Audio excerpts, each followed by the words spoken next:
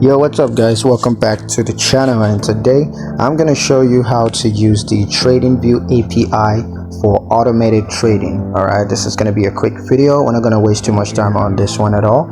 Just going to give you guys a quick step-by-step guide on how to get this done. So let's jump straight into the video.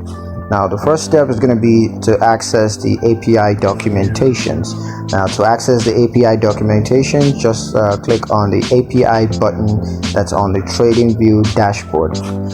Step 2, you're going to learn about the API's endpoint and parameters. So go ahead and learn about the API's endpoints and parameters, because that's going to be useful for automated trading. Step 3 is going to be use the API to automate trading strategies. So next you got to do is just use the API to automate trading strategies, including executing trades and managing positions. The fourth and final step will be to monitor and manage your automated trading system. So now that you have it all set up, just monitor and manage that. So yeah, that's pretty much it on how to use the Tradingview API for automated trading. Hope you guys liked the video. Hope you found the information useful enough. If you did, like the video, comment down below, let me know what you thought. Share the video with your friends and subscribe to the channel if you haven't done so already. And I'll see you guys in the next